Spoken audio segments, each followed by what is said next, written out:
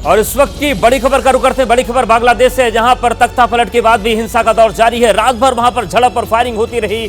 ढाका समेत जो तमाम शहर हैं वहां पर उपद्रव चल रहा है। जो छात्र हैं, जो प्रदर्शनकारी हैं, जो इस्लामी समर्थक हैं, वो लगातार बवाल कर रहे हैं और 135 लोगों की वहां पर जान गई है। आज कर्फ्यू भी पूरे देश से हटा लिया गया है, लेकिन हालात वहां पर बद से बदतर लगातार हो रहे हैं। और सवाल यह है कि कर्फ्यू हटने के बाद वहां पर क्या स्थितियां बनेंगी, क्या इन्हें काबू में किया जा सकेगा। आप तस्वीर देखिए किस तरीके से पूरी रात ढाका और जो तमाम बड़े शहर हैं, जो बांग्लादेश के अलग अलग क्षेत्र हैं, वहां पर बवाल मचा रहा, हिंसा होती रही। कई जगहों पर फायरिंग की तस्वीरें सामने आई और आप देखिए किस तरीके से सायरन बज रहा है। लेकिन इन सब के बीच आप फायरिंग की आवाज को भी सुन पाएंगे और जो उपद्रव हुआ है वहां पर वो पूरी दुनिया ने देखा है।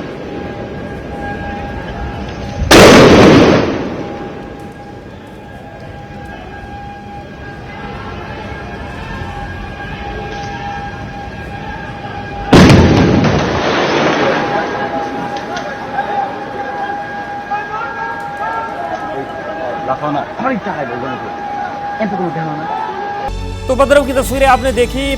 जो बांग्लादेश की सत्ता से बेदखल होने के बाद शेख हसीना की पहली रात गाजियाबाद के हिंडन एयरबेस में गुजरी। यहां पर भारत पहुंचने के बाद उनसे एनएसए अजीत डोभाल ने मुलाकात की।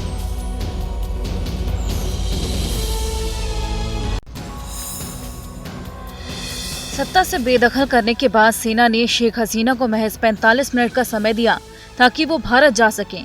उन्हें ना तो राष्ट्र को संबोधित करने और ना ही अपने साथ कुछ ले जाने की इजाजत दी गई।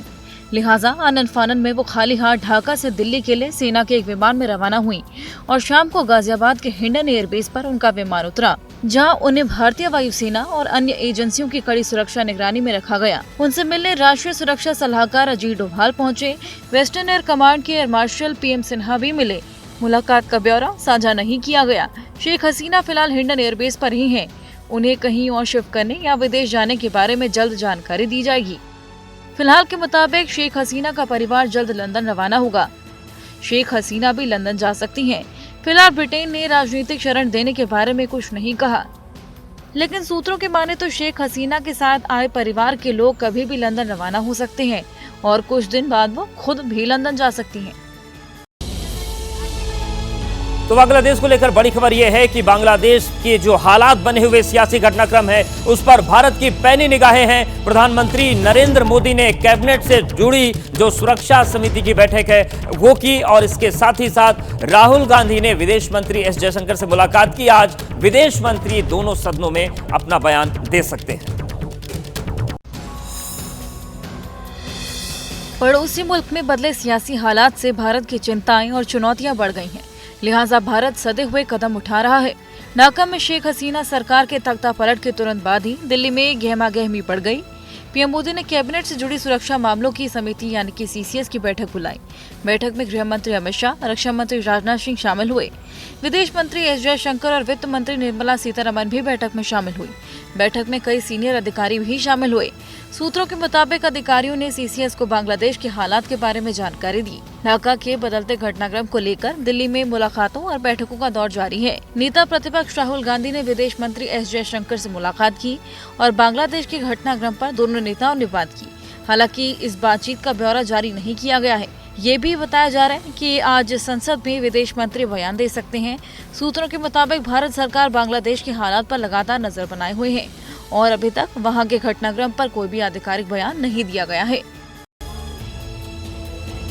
बांग्लादेश को लेकर एक बड़ा अपडेट आ रहा है। पूरी दुनिया भर से प्रतिक्रियाएं सामने आ रही हैं और बांग्लादेश में तख्ता पलट की जो स्थिति बनी उसको लेकर ब्रिटेन ने मांग की है कि UN की अगुवाई में जांच हो। वहीं अमेरिका ने सभी पक्षों से हिंसा रोकने की अपील की है और शांति बहाली की अपील अमेरिका की तरफ से की गई है।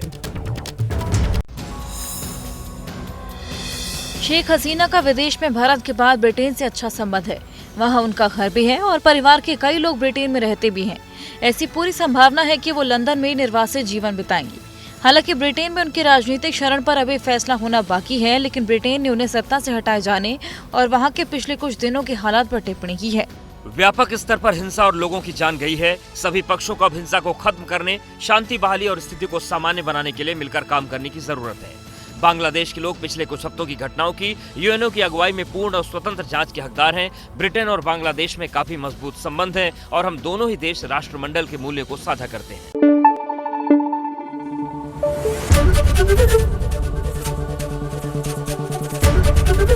एबीपी न्यूज आपको रखे आगे।